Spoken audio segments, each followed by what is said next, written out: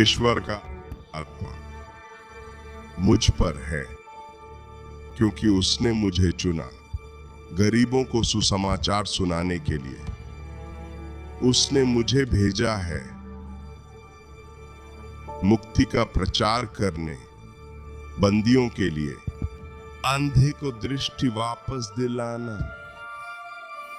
स्वतंत्र करने के लिए उन लोगों के लिए जो घायल हैं। लूका 4:80।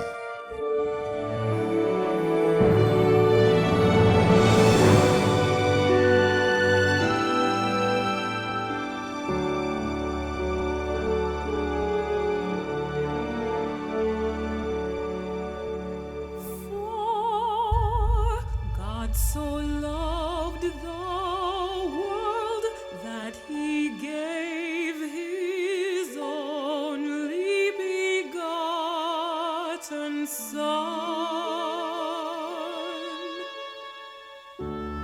God so loved the world that he gave his only begotten Son, that whosoever believeth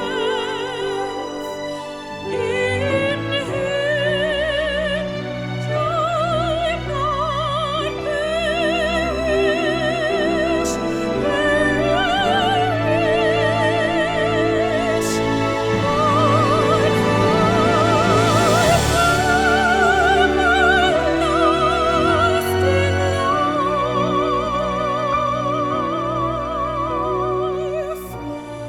God so loved the world.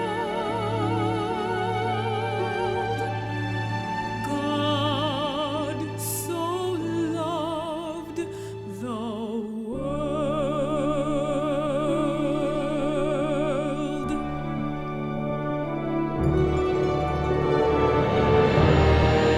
God sent not his Son into the world to condemn the world, but that the world through him might be saved, might be saved.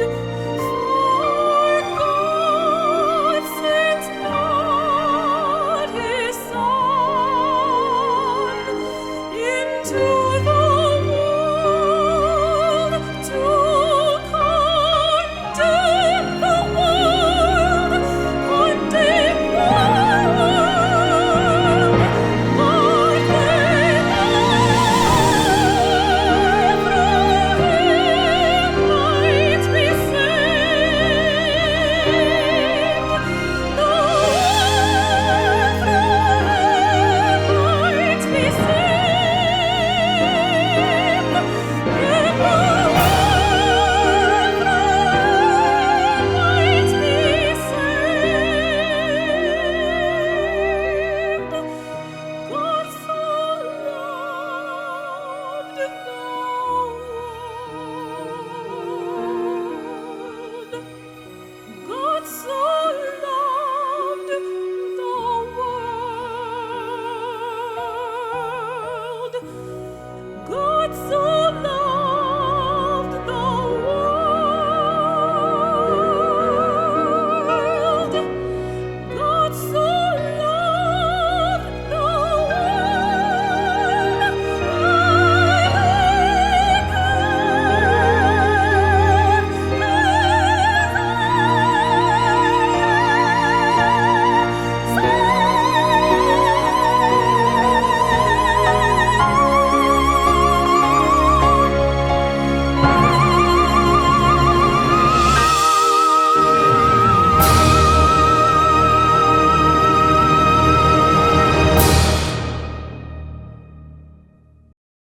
Love me Bible अध्ययन और भजन में आपका स्वागत है।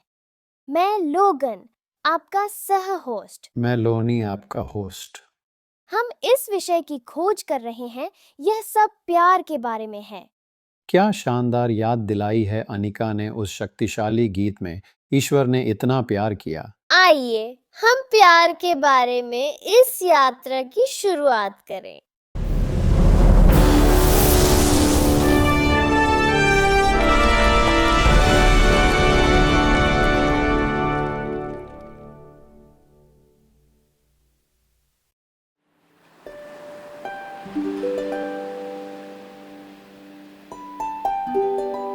अब अपनी व्यक्तिगत कहानी साझा करने के लिए डेरेक मॉरिस यहाँ हैं। मुझे एक राज बताना है। जब मैं एक लड़का था तो मैंने 10 आज्ञाओं को निषेधों की सूची के रूप में देखा। ये मत करो, वह मत करो। चौथी आज्ञा याद रखो से शुरू होती है। वहाँ भी एक मना था, काम मत करो। किसी तरह मैंने यह विचार किया कि अगर हम निषेधों की सूची का पालन करें तो ईश्वर हमसे खुश होंगे, और अगर हम ऐसा नहीं करते तो वह हमसे बहुत दुखी होंगे। वह शायद हमें प्यार करना छोड़ दें।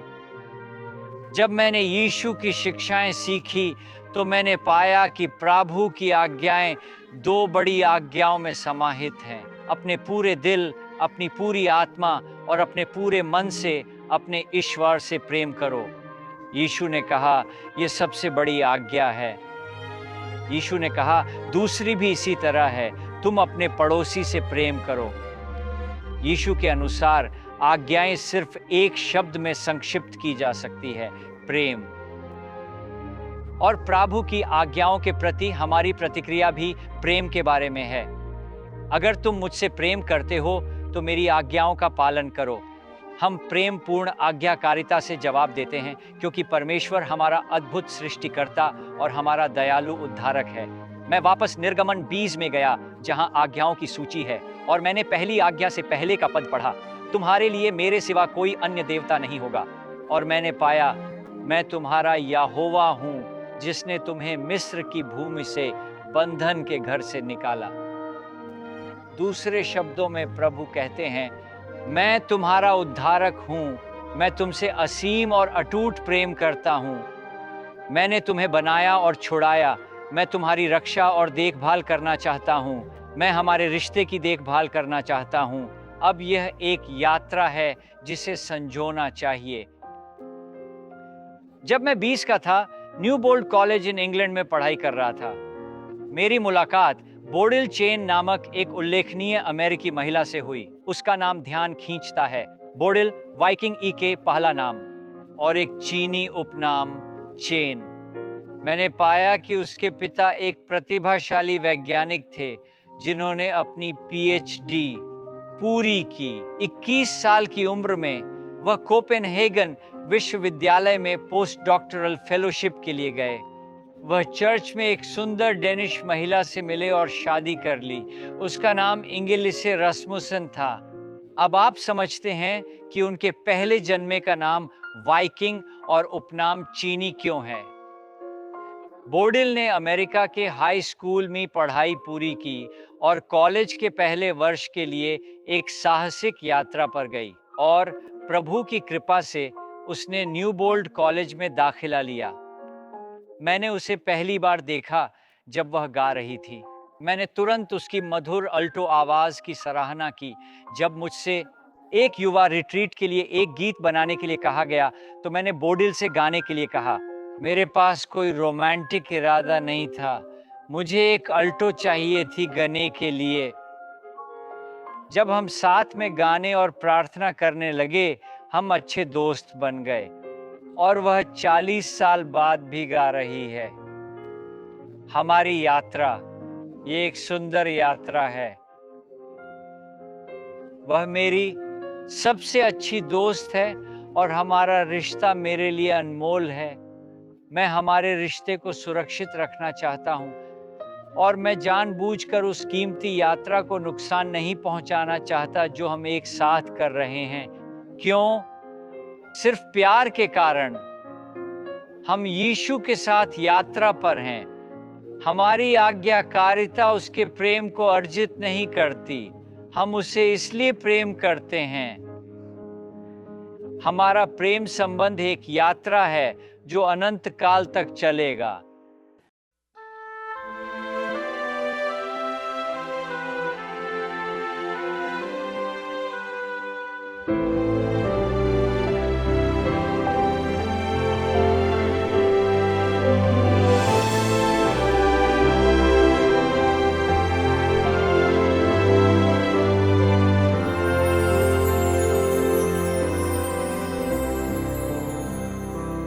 For all have sinned and come short of the glory. All have sinned and come short of the glory. All have sinned and come short of the glory of God.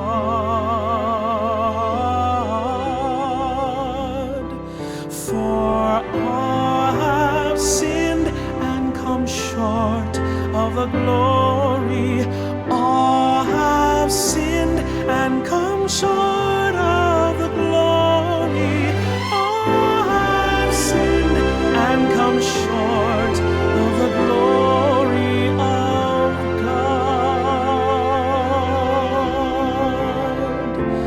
For the wages of sin is death, but the gift of God is eternal life through Jesus Christ our Lord. Through Jesus Christ our Lord. All have sinned and come short of the glory of God. For the wages of sin is death, but the gift of God is eternal life through Jesus Christ our Lord. Through Jesus Christ our Lord. Romans 3 verse 23 and 6 and verse 23. All have sinned and come short of the glory of God.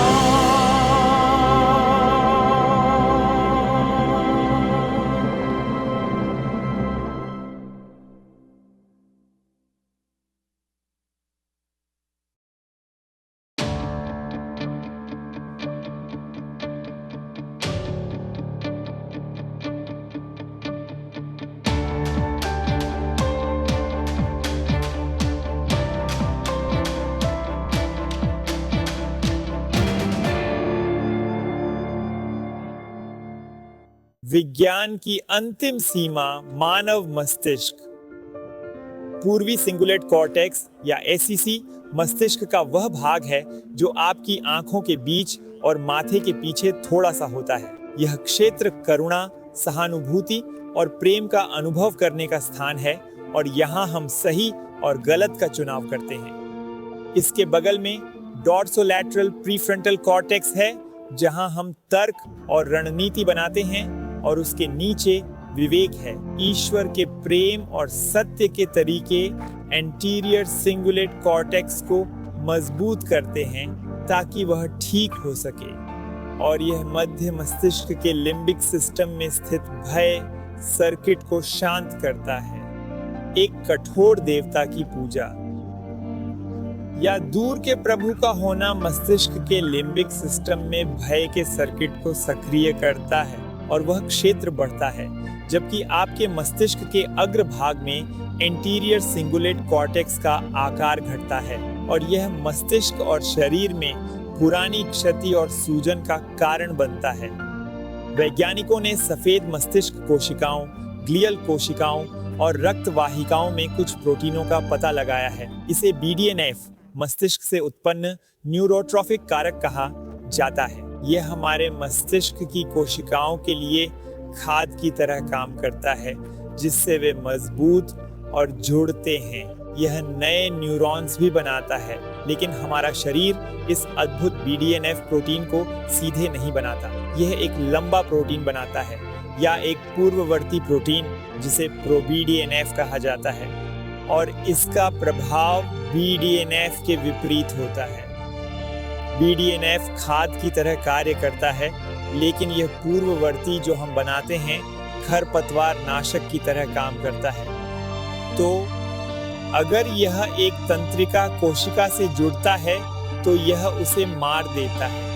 यह तय करता है कि मस्तिष्क की कोशिका खाद्य प्राप्त करती है या खरपतवार नाशक। यह एंजाइम की उपस्थिति पर निर्भर करता है जो लंबे प्रोBDNF को काटता है ताकि यह इसे खाद्य में बदल सके। समझे? यह एंजाइम कहां से है? माने या नहीं, यह है सक्रिय। यह बनता है तंत्रिका सर्किट की गतिविधि से।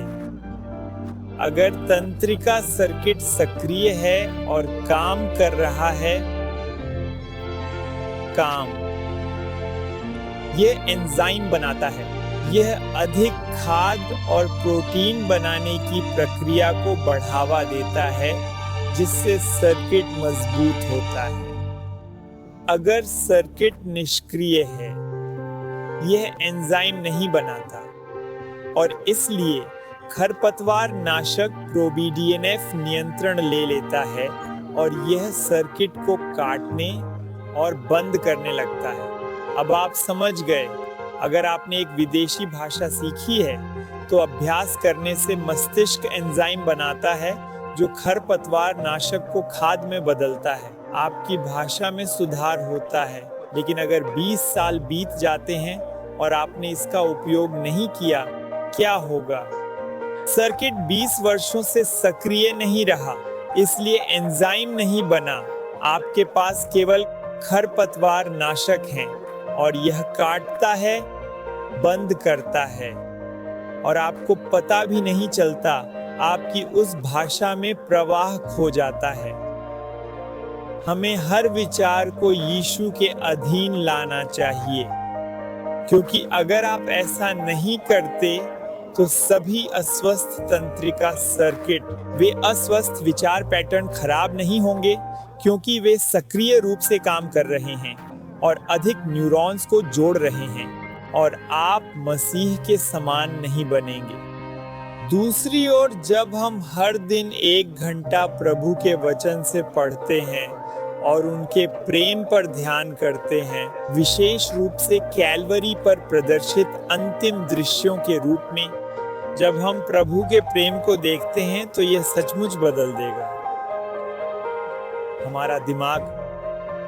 आप देखिए, जब प्रेम बढ़ता है तो डर कम होता है और विकास, प्रगति और स्वस्थ सोच सभी में सुधार होता है।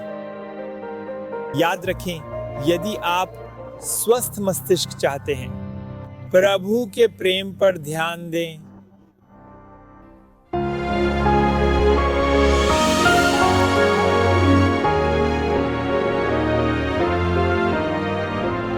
Are not two sparrows sold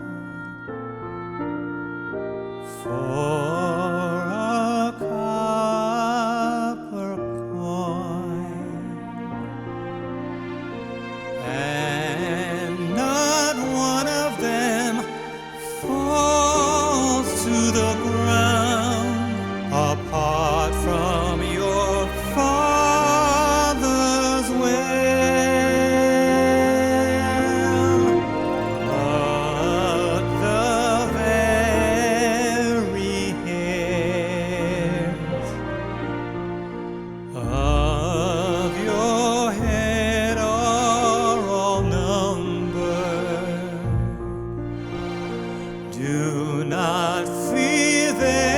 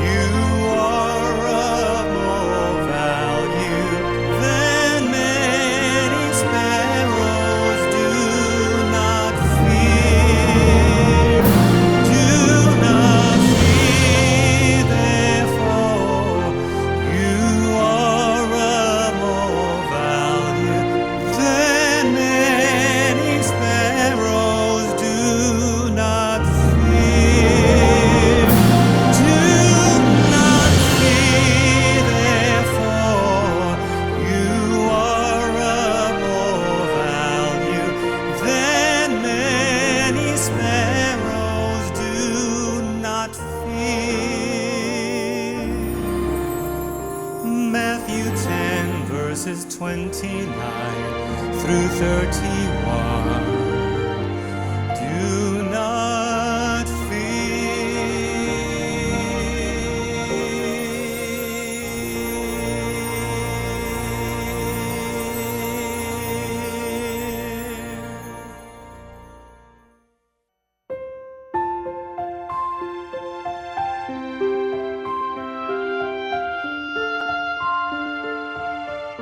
और अब यहाँ जारेड है। हमारे ब्रेकआउट या चर्चा प्रश्न में आपका स्वागत है। यह अध्ययन का वह समय है जब हम आपको चर्चा, संवाद और फीडबैक का अवसर देते हैं। आपके विचार साझा करने के बाद हम वचन में उत्तर खोजते हैं। तो चलिए, अनुग्रह का विषय यह एक बहुत महत्वपूर्ण मुद्दा है जिसे कई लोग नहीं समझते। रोमियो 3:28 में कहा गया है कि एक आदमी विश्वास से कानून के कामों के बिना न्यायी ठहराया जाता है। अगर आप कानून से मुक्ति नहीं पा सकते तो क्या इसका मतलब है कि मसीही को कानून का पालन नहीं करना चाहिए? कल्पना कीजिए कि आप 70 मील प्रति घंटे की गति से कार चलाते हैं जबकि सीमा 30 मील प्रति घंटे है। एक पुलिस अधिकारी आपको रोकता है। आप जानते हैं कि आप दोषी हैं, रडार इसे साबित करता है और आप यह जानते हैं आपके पास कोई बहाना नहीं है।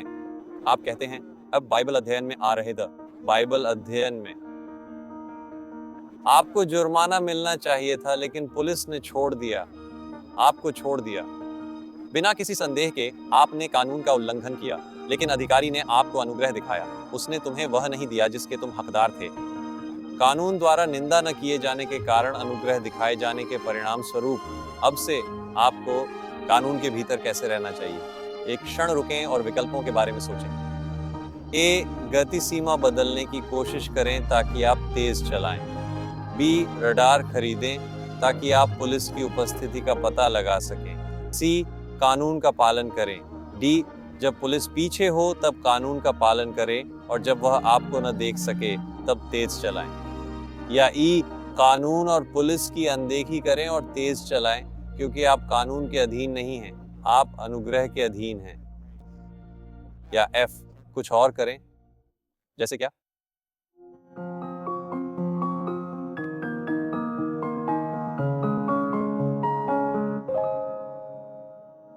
आपके अनुसार सही उत्तर क्या है? यह स्पष्ट है, सी विकल्प सही है। हमें कानून का उल्लंघन करने के लिए माफ किया गया है, लेकिन इसका मतलब यह नहीं है कि हम इसे तोड़ते रहें। ये उतना ही समझदारी है जितना कि पुलिस के जाने के बाद गति सीमा का उल्लंघन करना। बाइबल कहती है कि हम कानून के अधीन नहीं हैं, बल्कि अनुग्रह के अधीन हैं। हम कानून की निंदा के अधीन नहीं हैं क्योंकि हमें अनुग्रह मिला है, लेकिन इसका मतलब यह नहीं है कि हम अपने पापों को जारी रखें। हमारे गति टिकट उदाहरण में कुछ समस्याएं हैं। दूसरों ने देखा है कि जब प्रभु आपके पापों को माफ करते हैं तो यह सोचना आसान है, परिवर्तन ये प्रभु में है, ये आप ही में नहीं। ऐसा है जैसे पुलिस अधिकारी वास्तव में आपको वह टिकट देना चाहता था, लेकिन उसने अपना मन बदल लिया।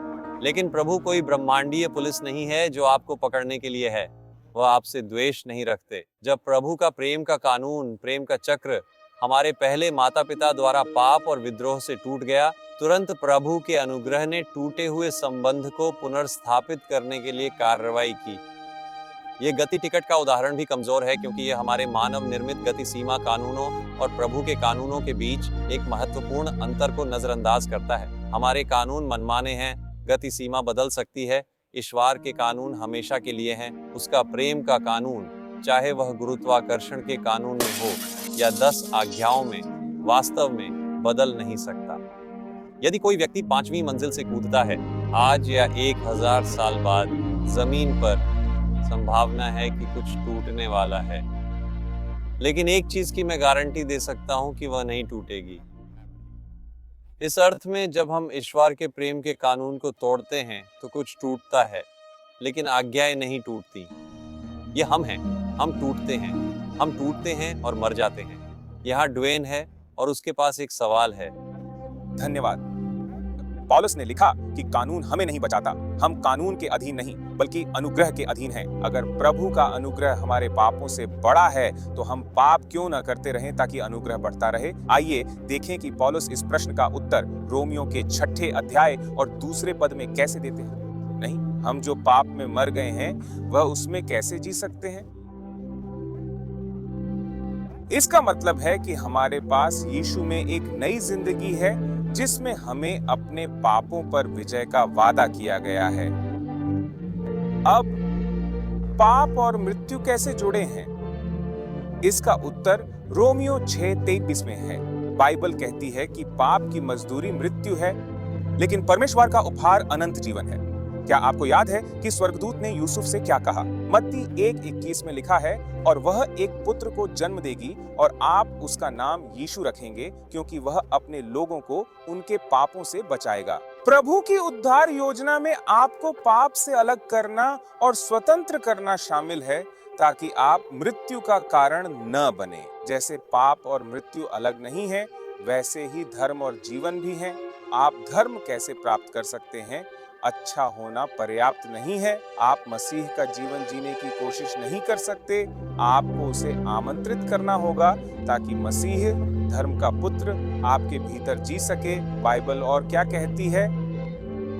बाइबल याकूब अध्याय 2 पद 10 और 11 में कहती है, क्योंकि जो कोई पूरा कानून रखता है और एक बिंदु पर ठोकर खाता है, वह सबका दोषी है। जिसने कहा व्यभिचार मत करो, उसने हत्या भी मत करो। यदि आप व्यभिचार नहीं करते लेकिन हत्या करते हैं, तो आप कानून के उल्लंघन करता हैं। इसीलिए आप बोलें और ऐसा करें जैसे कि उन्हें न्याय किया जाएगा स्वतंत्रता के कानून से।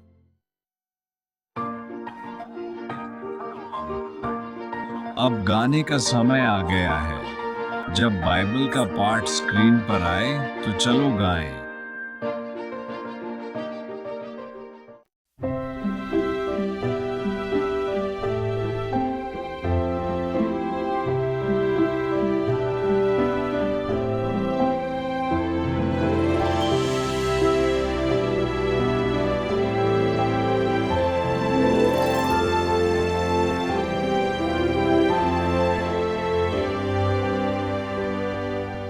For whosoever shall keep the whole law and yet offend in one point, he is guilty of all, guilty of all. For whosoever shall keep the whole law and yet offend in one point, he is guilty of all, guilty of all.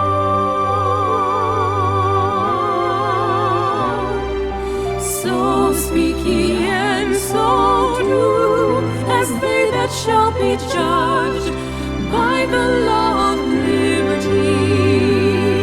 So speak ye and so do, as they that shall be judged by the law of liberty. By the law of liberty.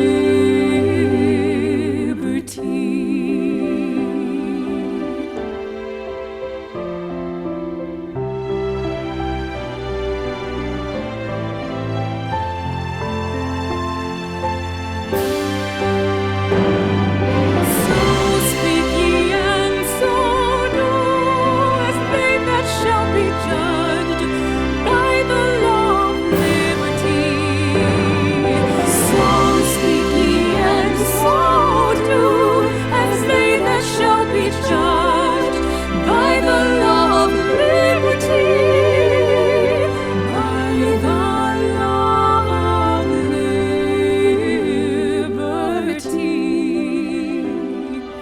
James 2:10 and 12. By the law of liberty.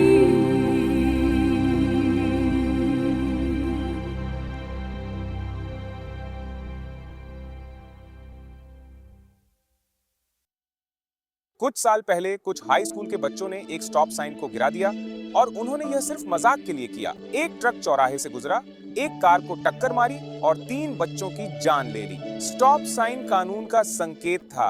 और कानून कहता है कि आपको चौराहे पर रुकना चाहिए। वह साइन वहां क्यों था? यह लोगों के भले के लिए था। इसे मानकर आप त्रासदी का जोखिम कम करते हैं। प्रभु का कानून भी ऐसा है, यह आपके लिए है। इसे मानने से आपको बचाया नहीं जा सकता। इसका मतलब यह नहीं है कि आपको इसे अभी भी रखना चाहिए। कभी कभी लोग कहते हैं कि नए वाचा में हमें परमेश्वर से प्रेम करना है। क्या हमें आज्ञाएं नहीं माननी चाहिए? आइए इसके बारे में सोचें। क्या हम ईश्वर से प्रेम करते हैं इसलिए झूठ बोल सकते हैं, चोरी कर सकते हैं, हत्या कर सकते हैं? क्या ये समझ में आता है? हमें पता है कि जवाब नहीं है।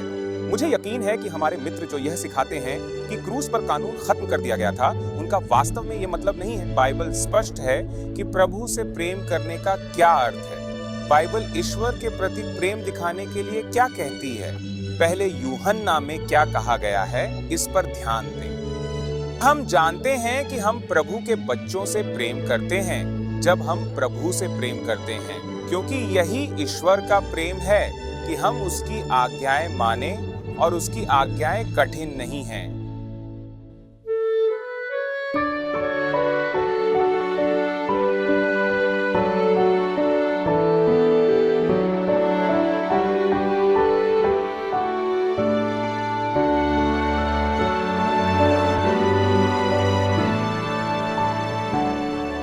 By this we know that we love the children of God, when we love God and keep His commandments. For this is the love of God, that we keep His commandments, and His covenants are not burdensome. For whatsoever is born of God overcometh the world, and this is the victory that overcometh the world, even our faith. We know whosoever is born of God sinneth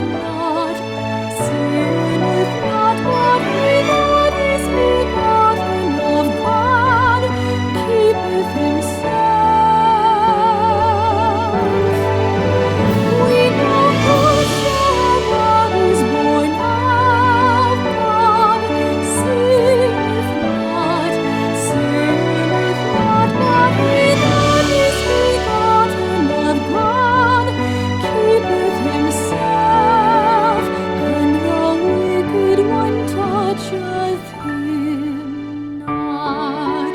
1 John 5:2, 3, and 4, and verse 18. But he that is begotten of God keepeth himself, and the wicked one toucheth him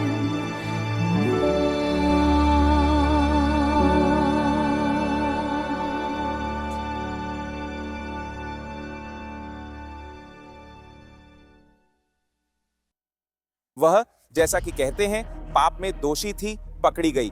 वेश्या आतंकित बिस्तर से अदालत तक खींची गई, खैर मंदिर की अदालत में। और तब अगर आपको पकड़ा गया तो वेश्यावृत्ति का दंड पत्थर मारकर मौत था। शर्म से भरी और अपने आरोपियों के सामने डरते हुए उसने गलील के रब्बी को सुना, जो उसके लिए मौत की सजा सुनाता था। तुम में से जो बिना पाप का है वह पहले उस पर पत्थर फेंके, यीशु ने कहा।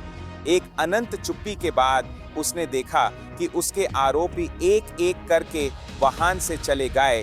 फिर रब्बी यीशु ने फिर से कहा, महिला, आप पर आरोप लगाने वाले कहाँ हैं? क्या किसी ने तुम्हारी निंदा नहीं की? उसने कहा, नहीं, कोई नहीं प्रभु। यीशु ने कहा, मैं तुम्हें दोषी नहीं ठहराता, जाओ, फिर से पाप मत करना। यीशु दोषी नहीं ठहराते। यूहन्ना 3:17 कहता है, ईश्वर ने अपने पुत्र को दुनिया को दोषी ठहराने के लिए नहीं भेजा, इसलिए वह महिला से कहता है, मैं भी तुम्हें दोषी नहीं ठहराता। यह अनुग्रह है, अनंत अनुग्रह। लेकिन वह वहीं नहीं रुकता। उसने कांपती हुई स्त्री से कहा, जाओ और फिर से पाप मत करो। यह कानून और अनुग्रह है। कानून पाप को दिखाता है और अनुग्रह पाप से बचाता है। परमेश्वर का अनुग्रह हमारी सभी जरूरतों से बड़ी है। अनुग्रह बिना कानून बेकार है। हमें कानून के बिना अनुग्रह की आवश्यकता क्यों है? पापियों के लिए कानून बिना अनुग्रह के यह दोषारोपण लाता है। यीशु बहाल करने आए, दोषी ठहराने नहीं। जैसे हम पृथ्वी के इतिहास के चरम पर पहुंचते हैं, शैतान प्रभु के लोगों पर युद्ध करता है। यह बहुत महत्वपूर्ण है। यह एक पाठ में देखा जाता है जो दिखाता है कि विश्वास, अनुग्रह और कानून कितने निकटता से जुड़े हैं। एक पाठ जो कई प्रभु के लोगों के बारे में है। आप उन्हें कैसे पहचान सकते हैं? क्या वे मसीह की वापसी के लिए तैयार हैं? उत्तर सरल है। यह प्रकाशित वाक्य अध्याय 14 और पद 12 में है। इसमें कहा गया है, यहाँ संतों का धैर्य है। यहाँ वे हैं जो प्रभु के आदेशों और यीशु के विश्वास का पालन करते हैं। ये लोग अनुग्रह से बचाए जाते हैं। उन्होंने यीशु के बलिदान का दावा किया है। वे अपने आदेशों को मानकर विश्वास दिखाते हैं। यह सरल है। इतना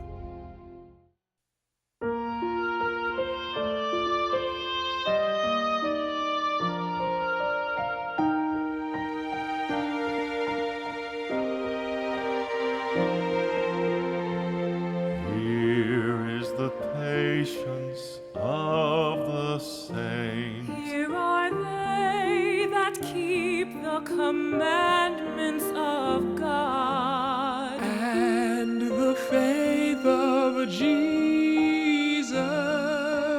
Here is the patience of the saints. Here is the patience of the saints. Here are they that keep the commandments of God And the faith of Jesus. Here is the patience of the saints.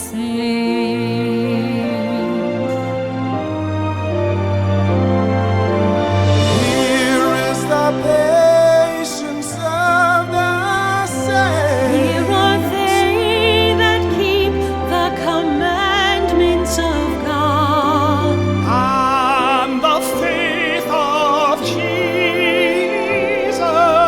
Here is the patience of the saints.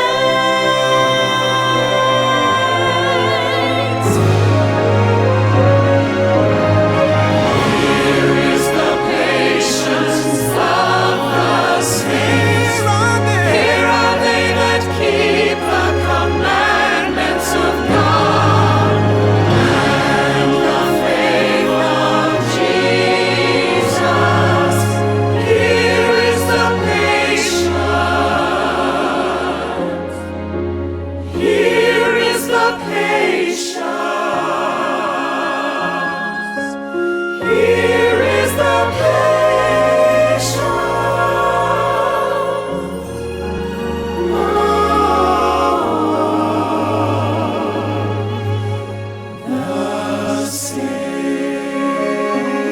Revelation 14:12. The patience of the saints.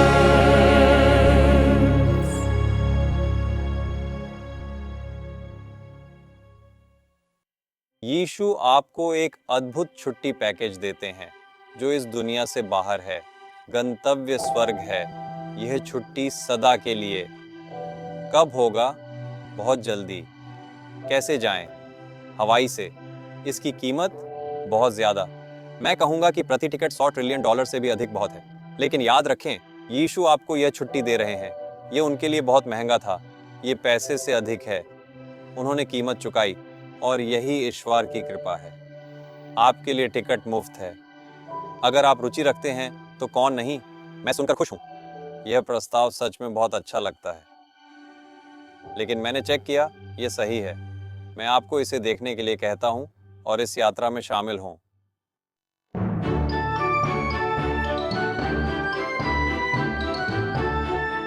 अब logon के साथ Bible कहानी का समय।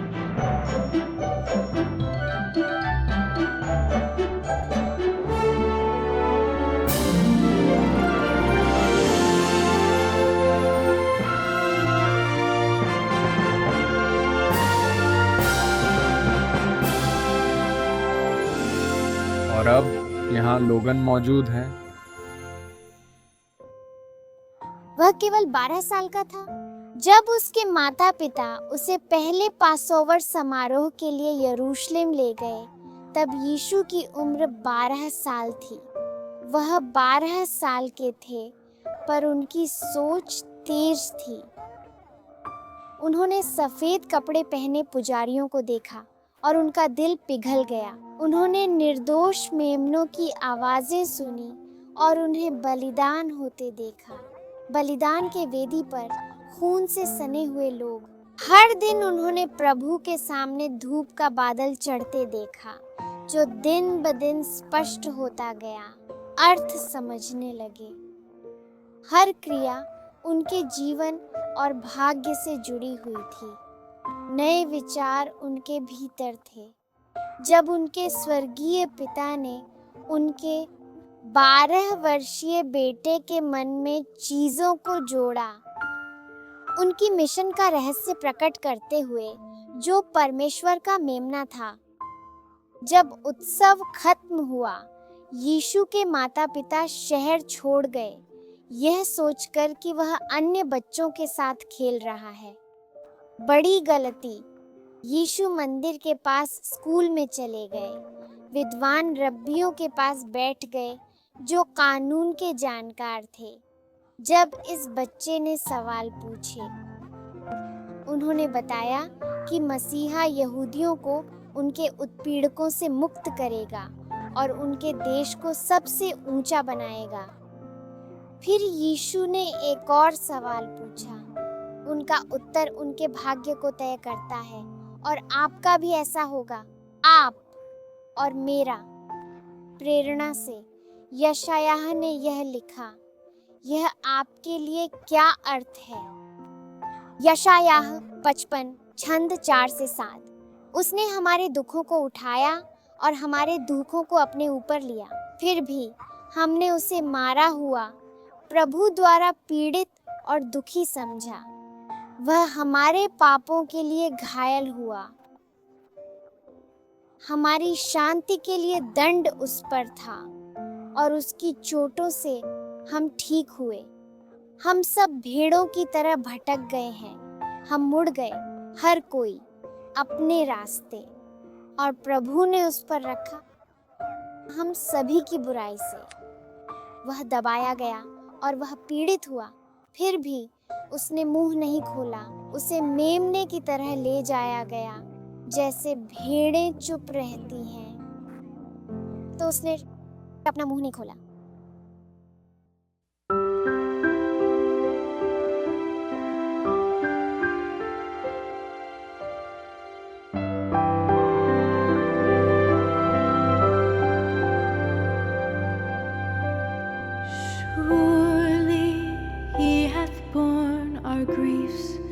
And carried our sorrows,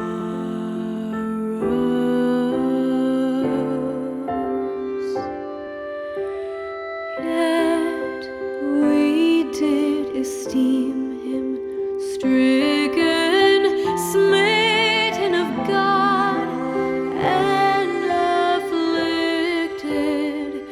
We did esteem him stricken, smitten of God and afflicted.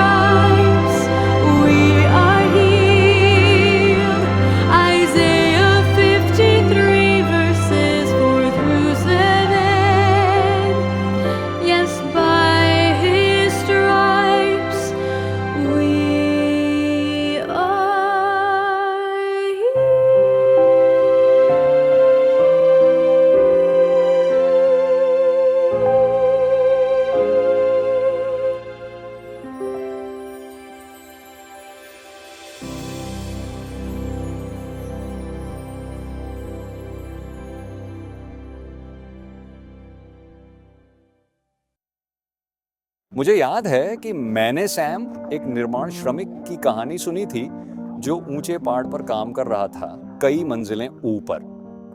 जब वह काम कर रहा था, अचानक कुछ हुआ। सैम ने अपना संतुलन खो दिया, फिसल गया और नीचे निश्चित मौत की ओर गिरने लगा। खैर, उसके साथी श्रमिकों ने उसकी चीखें सुनी और जब उन्होंने उसे गिरते देखा तो वे उसकी विकृत लाश को उठाने के लिए नीचे दौड़े। जब वे सीढ़ियों से नीचे दौड़े और बाहर आए तो उन्हें आश्चर्य हुआ। उनका दोस्त सैम आया। वह हिल गया, लेकिन वह जीवित और स्वस्थ था। यह चमत्कार कैसे हुआ?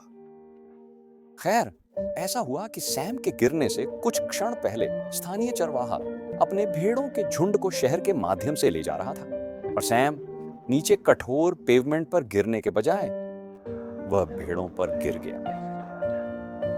एक मेमना ने उसका गिरना रोका और वही मेमना जिसने सैम की गिरावट को सहा, वह मरा। सैम बच गया।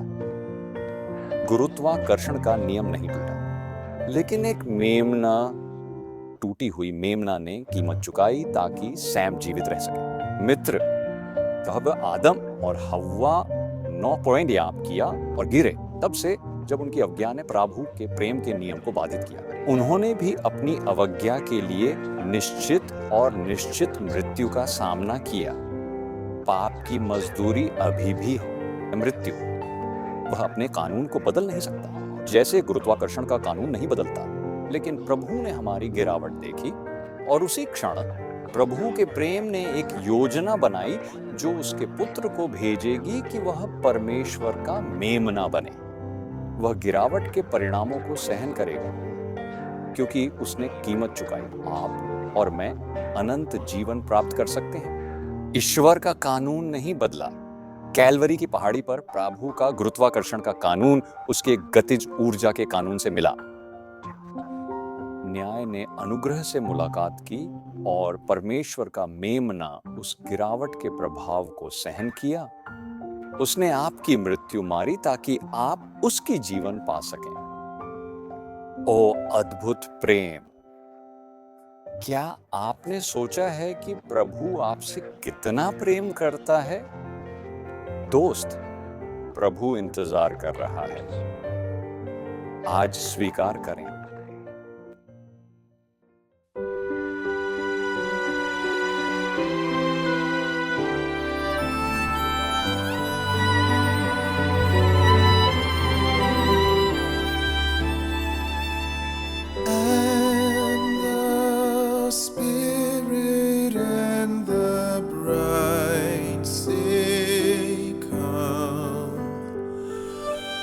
And let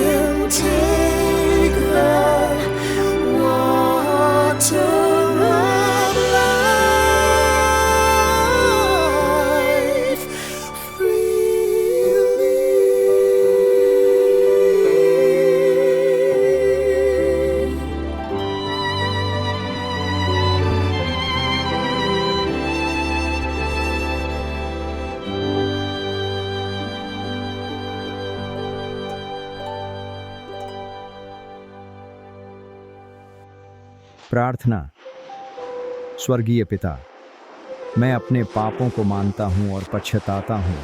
मैं यीशु मसीह के माध्यम से आपके उद्धार को स्वीकार करता हूँ। आपके जीवन के उपहार के लिए धन्यवाद।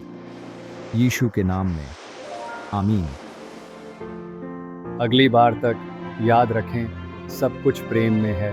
तुम्हें अपने प्रभु से दिल से प्रेम करना है, अपनी आत्मा से अपनी ताकत से। और अपने पूरे मन से। पड़ोसी से प्रेम करो जैसे अपने लिए।